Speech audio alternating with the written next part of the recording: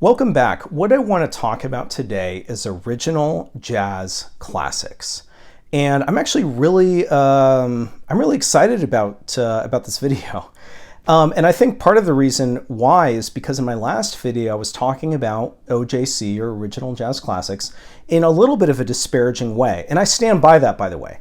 So OJC in the past, in my opinion, has not been consistently good. I'm not saying that there aren't examples of it being good. I'm saying it's not consistently good. And in prior videos, I've actually highlighted exactly what I mean. There was a video that I did where I compared the Waltz for Debbie OJC versus the original. And there was clear differences. In fact, there were sonic flaws with the OJC pressing. My only point is not that OJC across the board is bad. It's just that it's not consistently good. And so why I'm excited about Craft Recordings' attempt to dust off the OJC label is because I think that Craft really does do a consistently good job. And so I was very interested to hear and see what they were going to do with this, with the revised series. And so today we have Workin with the Miles Davis Quintet. This is the very first record that they've put out. Shortly thereafter, there will be the Thelonious Monk and John Coltrane release that was originally put out on Jazzland. And then there's like a whole slew of others, right? And like, here's the thing. I've pre-ordered, I think, all of them. Like, I'm very excited about this release. And I'm very excited to talk to you today about what I think about this release compared to a original pressing. So, without further ado. All right, so let's talk just a couple of words, I suppose, about this session. So this was the first of Miles Davis's great quintets, right? He had a few of them. This was the first one, and taking a look at the lineup, it's easy to see why this was considered his first great quintet. You have John Coltrane, Red Garland, Paul Chambers, and Philly Joe Jones joining Miles Davis. So the interesting thing about this album, it was recorded in 1956, and across just 2 sessions, 4 albums were recorded. I think that's right. And each of those 4 albums have been considered, in retrospect, classics. They were all put out on the Prestige label. Workin was number 3 of 4. Again, all 1956, and this particular album, I think the majority of the tracks were actually recorded on the same day, but then they actually pulled forward one track that was recorded a little bit later into this session. I think it was Half Nelson. I think that was the track that was recorded in like October or something, and they pulled it into this session. So this is a it's a great session. It was recorded at Rudy Van Gelder's. The excellent cover is by Esmond Edwards, and Esmond Edwards. It's kind of difficult to say. He both produced albums, not just for Prestige, by the way. I want to say that he moved maybe over to Argo and was producing some of the sessions over there. But here, actually, he just did the cover. Which is kind of interesting, and I think Bob Weinstock, who is the sort of the Prestige, owner as well as producer, produced most of these sessions. But in this case, Esmond Edwards did the cover, and what a great cover it is! But he would go on to produce other sessions. Interestingly enough, I live in Atlanta, and apparently Esmond Edwards might have spent time here because I went to a record store one time, and they had a bunch of Esmond Edwards's collection, like his own preview copies, and I ended up buying some. And probably, as you might expect, like some of the best stuff was already gone by the time I got there, or by the time the stuff made it to the store. The stuff that I got was like Prestige International, right? Folklore, some of these like lesser known labels, sub-labels within Prestige that actually may be unknown to many of you. But anyway, it was kind of cool. I don't know, to have to be able to buy a few of those sessions. Anyway, this is not one of those. But what this is a really good condition copy mono original pressing. And so for the purposes of today, I am going to compare that to the 2023 Original Jazz Classics edition that we have right here. And I'm frankly very excited, and I say this having already listened to it, very excited to talk to you about how these two things compare especially sonically, right? Because when you do one of these comparisons, you know, I'm not, at the same time that maybe I have this reputation at this point on this page, my intent is not to put down modern pressings. In fact, there's been many examples where I've said categorically that the modern pressing is better than the original. And that is exactly what I'm trying to find out. Because I have, you know, I'm surrounded by like 3,200 or 3,300 records, jazz records. Most of them are original pressings. And I'm always interested to find out what are the sonic differences between some of these modern repressings, and are they more worthwhile than the original? And that is what we're trying to solve.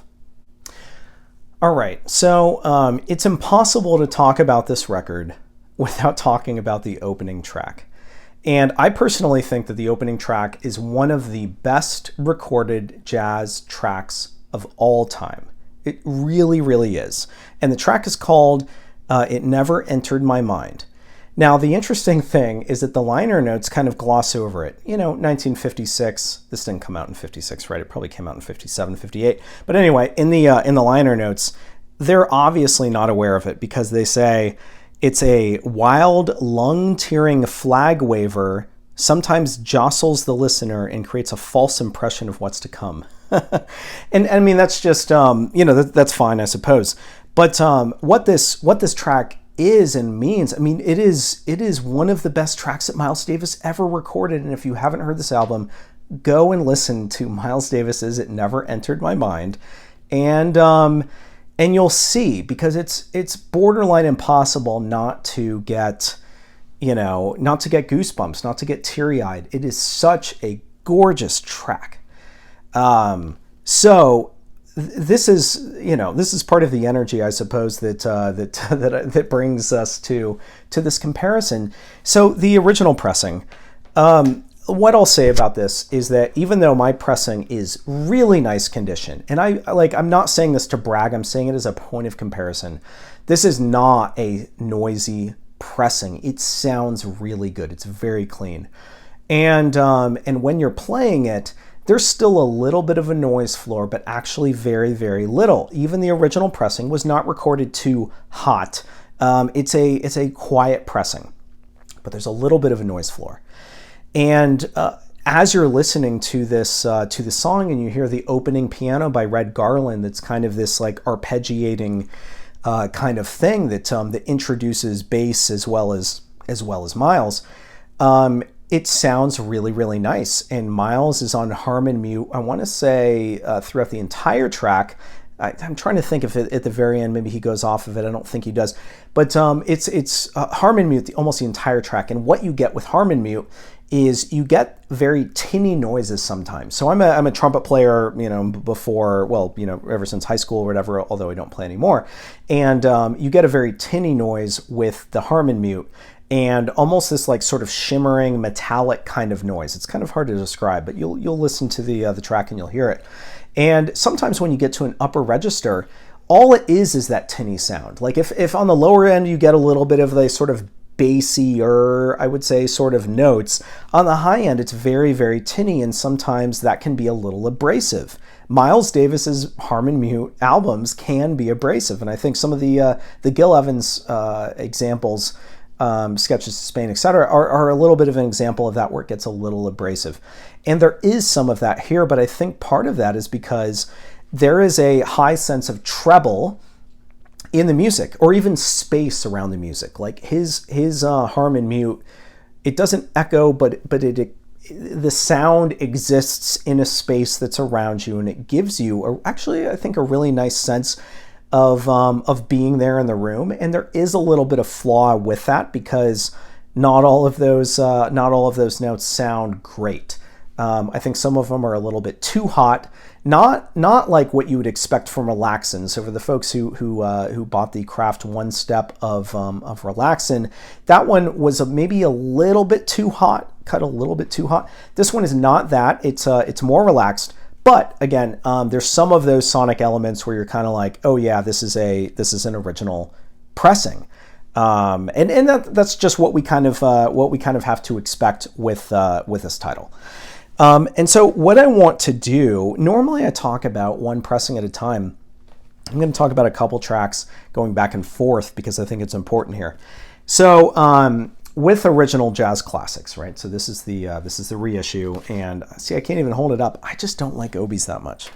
It actually looks good in this case, but anyway, with the original jazz classics, what they've done is they've created a smoothness, and that is not a criticism. Actually, the opposite. So the smoothness that they create with this edition makes it seem more cohesive. It makes it seem more balanced. And don't get me wrong, it takes a little bit, just a little bit of the emotion away from the album. But I don't think necessarily that we need that little bit because even this reissue sounds very emotional. It's very affecting.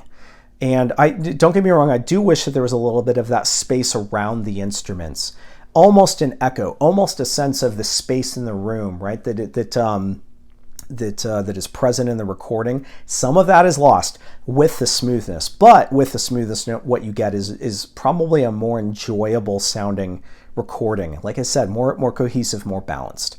And so, the piano, I would say, does sound better. I think the biggest difference on this opening track, again, my favorite track of this album and one of my favorite of Miles, is that Miles's trumpet is just a little bit less emotive, or a little bit less, I don't know, like in the room kind of sound with it.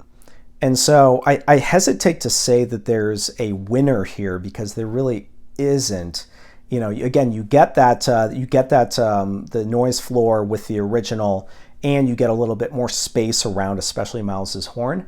But with Craft Recordings and the original Jazz Classics edition, it's smoother and it's probably more enjoyable. And guess what? It's not less detailed. It's just as detailed. It sounds really, really good.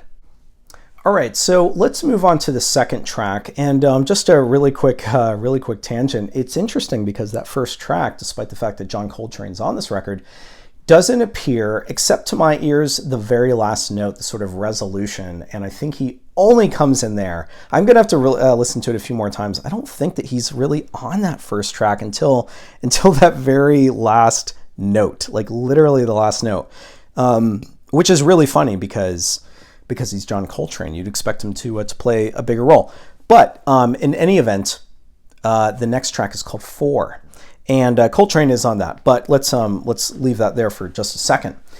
So talking about the original with the second track, I had not listened to the Craft OJC edition yet when I listened to, for the purposes of this video, when I listened to that to the original. And the very first thing that I wrote down, because typically I'm like writing notes, the very first thing that I noted is that the drums just sound super unnatural and like even old-fashioned in terms of how they're recorded. They sounded like they're in a box, like there's echo and it's bad echo, or that they're like in the back of the room and they're not properly mic'd. And that's not exactly unusual for this era, for 1956, and because they're trying to highlight Miles Davis. So the original is what it is, but the drums up front don't sound good. And that was one of the first things that I noted. And when I put on the OJC edition, what I realized is that both that they improved the drums, but still they're not great. And that's not a criticism of the OJC because they improved on the original. This was a flaw. This is a noticeable flaw of the original, is that the drums up front, who are prominent, by the way, the drums are prominent up front, they don't sound good, and the OJC actually did improve upon them. And so that was encouraging. Because any little, any of these little sort of subtle differences, I think, make a difference in aggregate when you're listening to, or when you're choosing between which album you want to listen to. So the other thing that I noticed about this particular track, one of the things that I do when I'm listening to albums is I like to turn it down and I like to turn it up. And part of that, part of the rationale for that is because I personally think that the setup that I have, some of these Macintosh units have got these KEF LS50 speakers, I think especially in the speaker end, but maybe, you know, maybe also because of some of the other components. When you turn it up, you get frequently additional detail. And I'm not saying turn it up beyond like what you're, you know, what's pleasant to listen to, but when you turn the volume up, you get additional detail.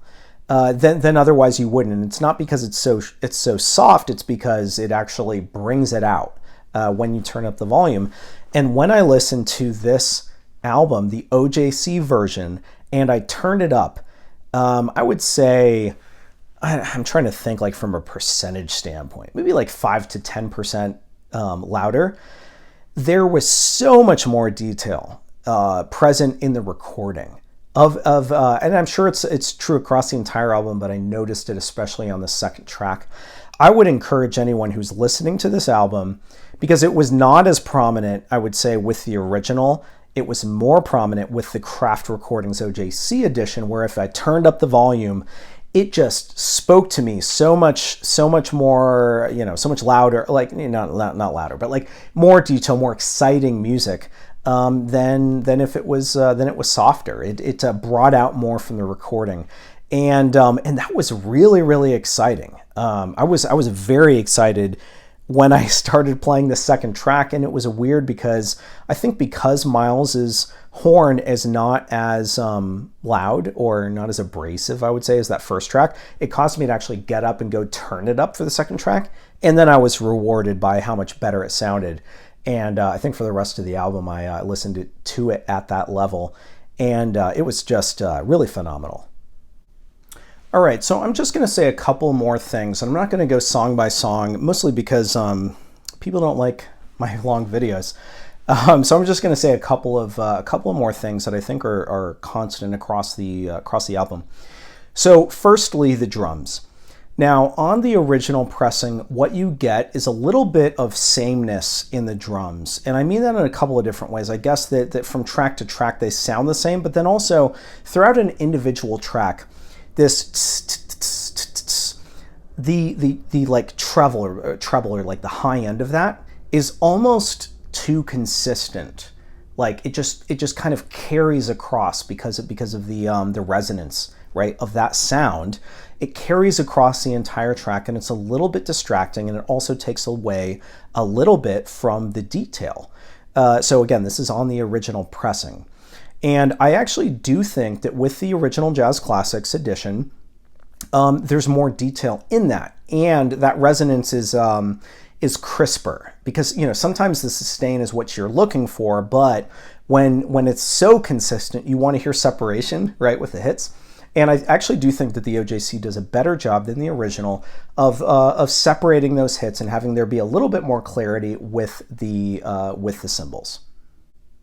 All right, so next, in terms of the bass, so this is a little bit of a mixed bag because I do like a punchy bass, and I think in the original pressing, there's just a few moments throughout this album where you really get a sense, because otherwise I think the bass is maybe somewhat comparative between the two, but there's a few moments where there's like almost this unexpected, really deep bass hit, and it feels punchier in the original versus the reissue. And, you know, not a major criticism, because I do think that some of the strength of the reissue is that balance that's created. It's a little bit more natural. But I kind of like a little bit of the rawness, honestly, of the original. And I think that that's maybe most evident both in some of these, like, again, sort of random bass hits, as well as, I would say, like I said earlier, some of the higher register Miles Harmon mute stuff, where it's like, you know, if you've got like a little bit of like stuff in your ear, it rattles a little bit. Sometimes that can be a little endearing. Or maybe I just need to clean my ears. But anyway, some of that rawness I think is a little bit more present in the original versus the reissue. All right, so the last thing I think I'll say is about John Coltrane, or at least before I get to a conclusion. So Coltrane is not exactly the star of this album. And so if what you're looking for is a Coltrane album, you could probably look elsewhere, right? So he's basically not present in the first track. He does have solos throughout. I would say that he's not exactly prioritized in the mix. And I don't know, it's hard to say because in the original, he doesn't have as much of that sort of rawness and presence as Miles does. And so therefore in the reissue, when he's even smoothed out further, don't get me wrong, he does sound very good when he plays. But I think the bottom line is that this album is not meant to highlight Coltrane as much as it does Miles or even Red Garland. I mean, I just think Red Garland is really dynamic in this. And I would say actually, if there's probably less improvement or difference between Red Garland and these two tracks. I think there's more difference in Paul Chambers' bass. There's definitely more difference in the drum work, right? Where I mentioned the sort of crispness of the original, and then certainly Miles, who's maybe a little bit less harsh. But Coltrane, it's, you don't want to ignore him, but maybe there's just not as much exciting elements perhaps in either mix. And I hesitate to say that. Again, no criticism on either part. It's just maybe simply how it was recorded. All right, so what you want me to tell you is which is better. And I'm prepared to do that. I guess let me just first say I think that they really did an excellent job this time with the two covers. Kraft always does a great job with every single release they've done, and despite the fact that these OJC titles I think are $30, this is super solid. Like if I'm thinking about the original versus the reissue, I think they're the exact same construction material. It feels the same. There's a similar gloss. You even have that kind of like, it's not muddled, but like the texture that you see across the gloss when you show it up to light, it's the same. And it's almost startling. It seems the same jacket construction. Like, gosh, they did a good job. And that's super encouraging because one of my big complaints about OJC in the past is the jacket construction. And don't get me wrong, is this, right? I don't particularly like Obi's even on Japanese jazz releases. I just think they get in the way. It's harder to stuff them in sleeves. But I mean, they're dusting off the brand, and they're putting together these, and it is what it is. I'm sure that I will not, I won't be throwing it away. So in terms of the Sonics, I am now really encouraged about everything that Kraft is doing with the original Jazz Classics series. What's apparent to me about this is yes, there are sonic differences. They're not necessarily always better, but in many cases they are better. And that's really, really encouraging. In fact, I don't think that there's anything that I would say about this modern OJC pressing that I would say is significantly or even moderately worse than the original. There's a few things that I like about the original, but maybe it might be that there's more things that I like about the OJC. And that is just super encouraging that they've put out such a stellar release. This is their first one. This is giving me more confidence to buy possibly every other one in their catalog. But what are we supposed to do? The next ones that you have coming up are Thelonious Monk and John Coltrane on Jazzland. Never owned that in my life. You also have Mal 2 on Prestige. My copy is in like G+ at best. And then you have Bill Evans of the Village Vanguard and Bill Evans' Waltz for Debbie, which, don't get me wrong, I did just buy the Analog Productions box set of all Bill Evans' stuff for Riverside. But now after seeing this in 33 RPM, 180 gram, everything that this has going for it, right? Mastered by Kevin Gray at Coherent Audio, etc. This is like, it's not a tone poet, all right? It's not a tone poet. And what I mean by that is that Tone Poet, in their effort to capture everything that was on the original master tape, seem to, in some cases, bring out a lot more detail than I think many of us were prepared for. And instead, what we have with Workin is a little bit more like Kraft's takes on the contemporary record series, where they take everything that is good about those original pressings. They don't completely change the game, but they make subtle improvements. They add a smoothness to it. Listenability seems to increase, and it just sounds really good. I don't think that if you're a huge fan of this record, you could possibly be disappointed by this reissue, because it is so close, and it improves upon a little bit, here and there. So I'm excited about OJC now. And some of you are all going to be like, I told you so. Again, wasn't hating on OJC overall. I was just saying that it wasn't consistent. But if Kraft is consistent in terms of making every album sound like this, then I think that we're in for a real treat. So let me know what you think about in the comments. Please subscribe, and I'll see you next time.